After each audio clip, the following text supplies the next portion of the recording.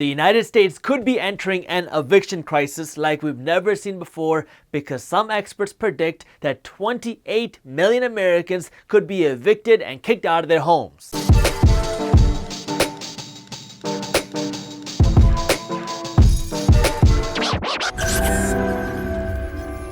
What's up everybody, I am Jaspreet Singh from theminoritymindset.com and welcome to The Minority Mindset. The pandemic rent freezes are coming to an end, which means if you are not paying your rent, landlords will have the right to evict you. That might not seem like a big deal at first glance, but if you look a little bit deeper, you'll see that we could be seeing a tidal wave of evictions like we have never seen before. In April, about a third of Americans missed their rent payment. In May, about 20% of Americans missed rent. In June, another 30% of America missed their housing payments. And in July, 32% of Americans missed their housing payments. Up until June and July, most states banned evictions, meaning if you did not pay rent, then your landlord couldn't kick you out because states didn't want to see a bunch of people homeless or losing their homes in the middle of a pandemic.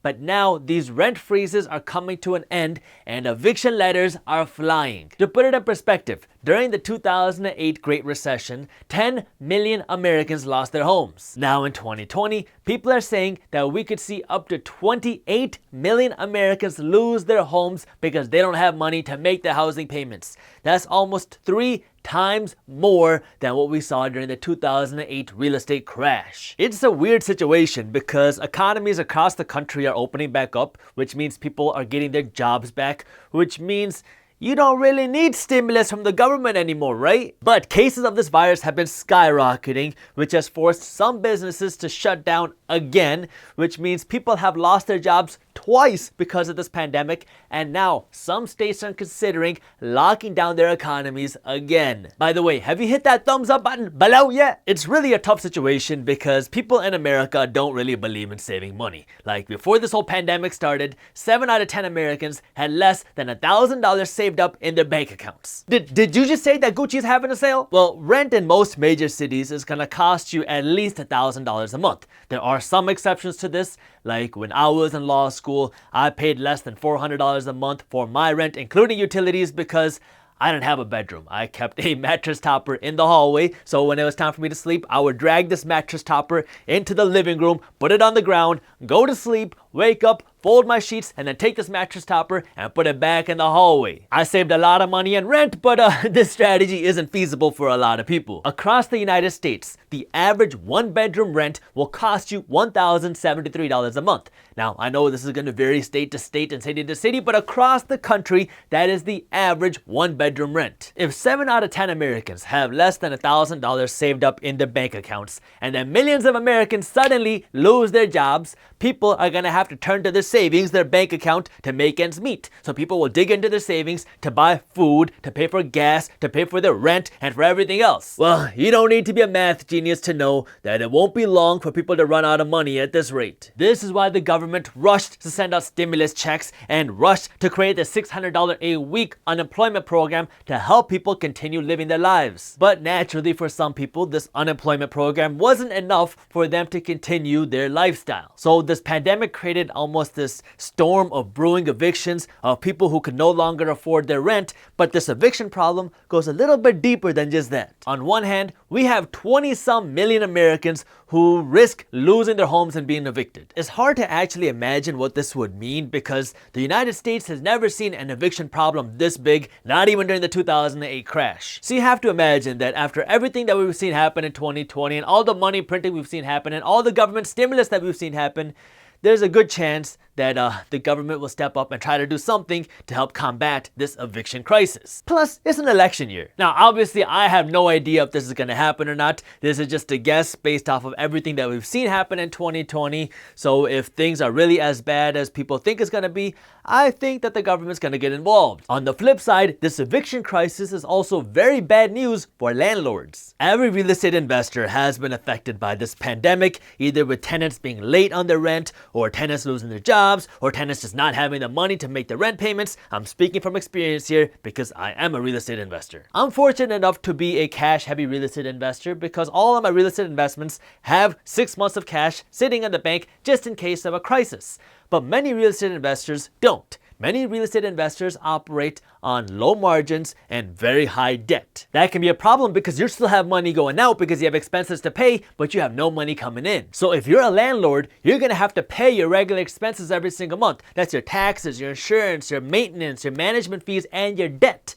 But if your tenants aren't paying you, now you have no money coming in to pay these expenses. So you're gonna have to dig into your personal account to pay these expenses. And if you don't have the savings to do that, now we have a landlord crisis. During non-pandemic normal times, whatever normal is anymore, but during these times, a landlord can evict or kick out a tenant that's not paying rent and then bring on a new tenant that does pay rent.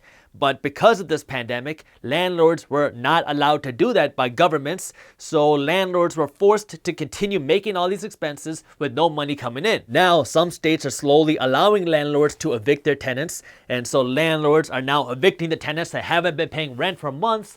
But as an attorney, I can also tell you that filing for an eviction isn't very cheap. You're gonna lose out on months of rental income, and then you're gonna have to hire an attorney to file the eviction and then go to court for you. And then when the tenant finally leaves, you're gonna have to pay to renovate this property, because most of the times when you evict a tenant, they're not gonna leave your property in first class spotless shape. So you're gonna have to pay to paint the walls, maybe change the carpet and do the renovations.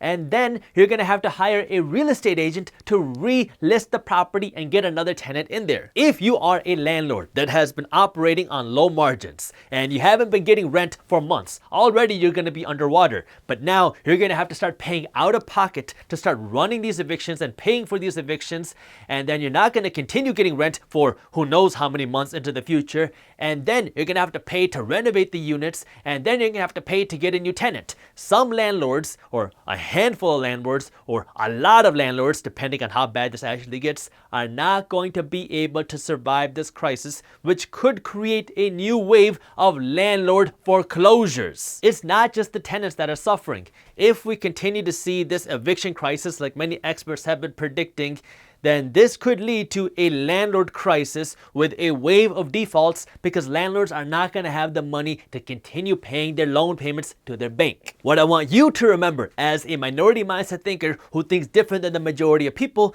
is that every crisis comes with opportunity for the people who think different. Banks are not in the business of owning real estate. Actually, they hate owning real estate. When a bank loans you money to buy real estate as an investment, they don't care too much about what you do. All they care about is, are you paying them money every single month? Now, I'm not going to go too deep into real estate investing in this video. I'll save that topic for a later video. So if you haven't subscribed to the Minority Mindset YouTube channel yet, make sure you do that. Long story short, if you don't pay your bank long enough, eventually they're going to get fed up and they're going to foreclose on your property and they're going to take your real estate away from you. This is a losing situation from the bank because they don't want to own the property. It is very expensive for them to foreclose. All they want is the loan payments, and when they have to foreclose and take this property away from you, they are not getting any loan payments because now the bank is taking possession of this property again. So once they get this property, they're then going to do everything they can to get it off their books as fast as possible, meaning they're going to try to sell it. Well, if we're in a good economy and there's a lot of people out there that want to buy a home,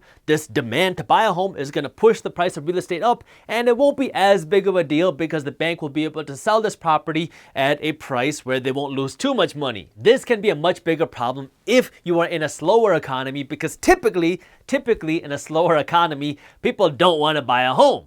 So if you have no demand to buy a home and then you have a huge supply of homes for sale, maybe because there are a lot of foreclosures that happen and so banks have to take possession of a lot of properties and then they have to sell all these properties, so you have a huge supply and no demand, this is going to push the price of real estate down. I don't need to explain to you that falling real estate prices are bad for the economy. Just look at what happened in 2008. When real estate prices started to fall, people that were underwater on their homes just walked away from their homes, which led to more foreclosures, which led to lower real estate prices, which led to even more economic problems. Now, obviously, 2020 is very different than 2008 because in 2020, we don't have the same predatory lending practices that we saw leading up to the 2008 crash. But if we see this eviction crisis like like people are talking about, it could lead to a landlord crisis, which could lead to a new wave of foreclosures. So this is definitely something you want to keep your eye on over the next couple of years, because although this would not be good for landlords who are over leveraged, and it would not be good for tenants who cannot make their rent payments,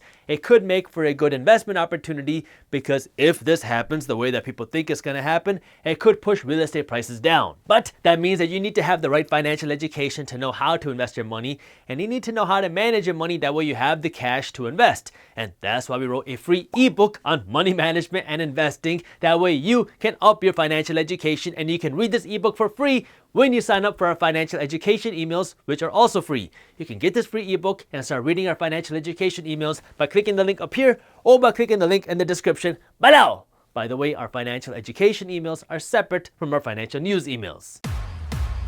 Thank you for watching. If you enjoyed this video, share it with one friend, that way we can help spread the word. If you want to walk through one of the worst real estate deals I ever did, this is a painful deal, you can watch this video on YouTube by clicking this button right over here.